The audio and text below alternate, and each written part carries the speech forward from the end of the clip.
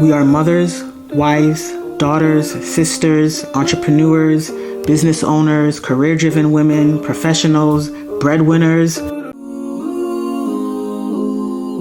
Salam and hello everyone. Welcome to or welcome back to the Balanced Deen. My name is Khadija. On this channel you will find various topics related to health, personal growth, and spiritual well-being, all supported by Quran, Sunnah, and science. So if you're interested, keep watching. In this video, I want to talk about 5 warning signs that you're under too much pressure. I also want to talk about a few things you can do to turn it around quickly so that it doesn't have lasting impacts on your life.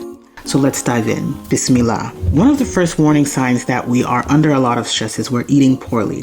Sometimes we rely on comfort foods during high times of stress, and that could be eating burgers, French fries, pizza for some of us. It could be relying on sweets, including chocolate, or even salty snacks, including chips. One thing to note is that eating sweet and salty food actually raises the chemical serotonin, and serotonin has a counter effect on cortisol, which is a stress hormone. Although it's not completely bad to indulge in some of these snacks and foods every once in a while, I think it's important to understand that eating these for prolonged periods of time can have negative effects on the body.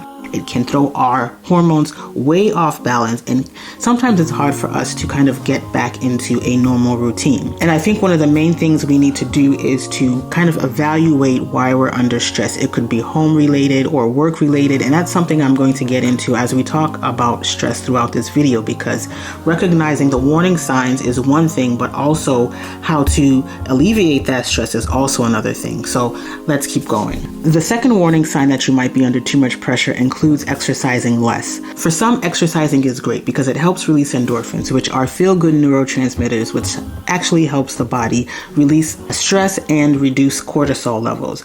But for others, one of the ways in which we respond is that we actually stop exercising. We become unmotivated and we just don't have any drive to get out there and do any type of physical activity. That's something that can happen with some of us women if we have too many responsibilities piled up high, and then we also find ourselves with a lack of time to get some of our exercise in for the week. Normally, we should be exercising at least 3 to 5 times a week with a variety of intensity, low intensity, moderate, high intensity, and we need to remain consistent.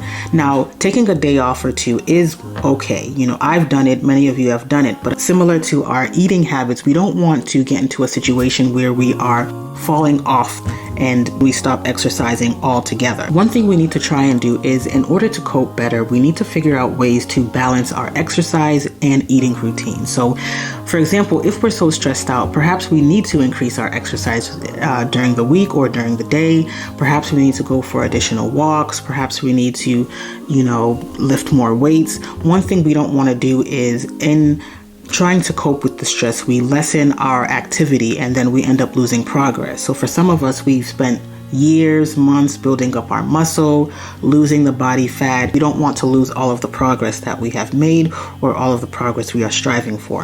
A third warning sign that you're under too much pressure is that you get sick, and you get sick often. So, cortisol levels are high. Your immune system might not be able to fight, the stress at that particular time. You'll get a cold, you'll feel sluggish, and, it will seem like it's very difficult for you to physically move and feel comfort in any way, shape, or form. In addition to cortisol being high, catecholamines are a neurotransmitter that is also high in the body, and this causes anxiety, high blood pressure. It can lead to headaches, sweating, pounding of the heart. All of these things are important to be aware of, because getting sick is not something that can be easily fought off. So what I like to do is to, number one, try to, again, understand the stress that is causing you to be sick.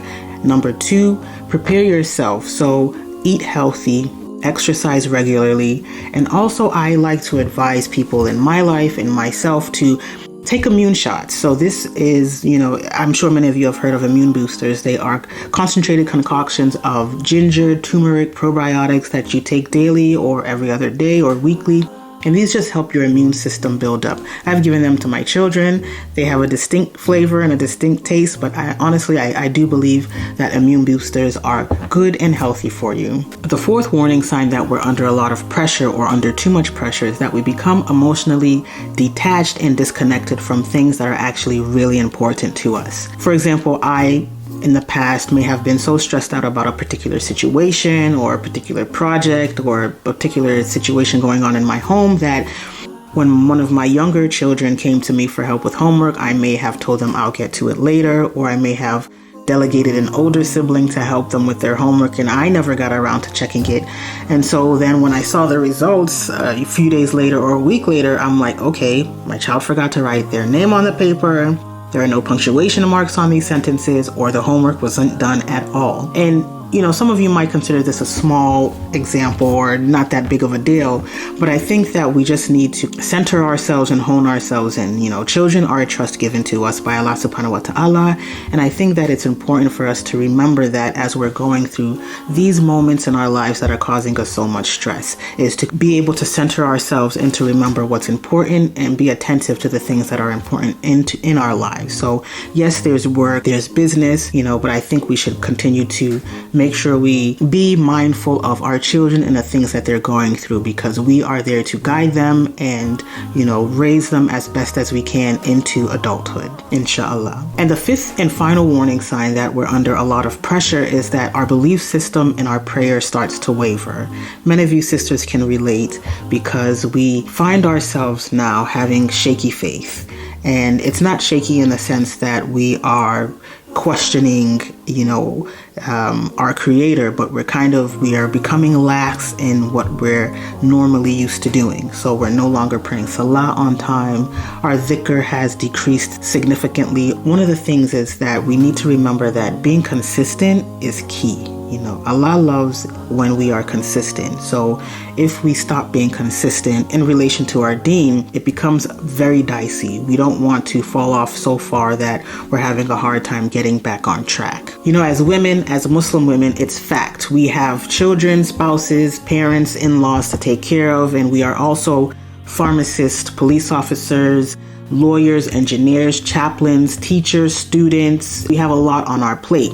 So we need to understand, and we need to be able to look at ourselves holistically and say, yeah, I'm a sister, I have a lot on my plate, and it's okay for me to kind of shift things accordingly, prioritize accordingly. And Deen is something that we want to continue to prioritize. Then we will be able to better navigate through all these stresses. Do not lose sight of your prayer and your Deen. Hold fast onto Allah subhanahu wa ta'ala and everything that He's given you, including your family, business, your education, and prioritize. Everything has to be prioritized. One thing cannot be equal to another, because you might find yourselves having a hard time balancing it all. And it takes time. It takes time to figure it all out. You might have to just kind of put everything aside to do your prayers and then focus on your children, and then you can get to doing all the things that you might have to do, including work, your business, your studies.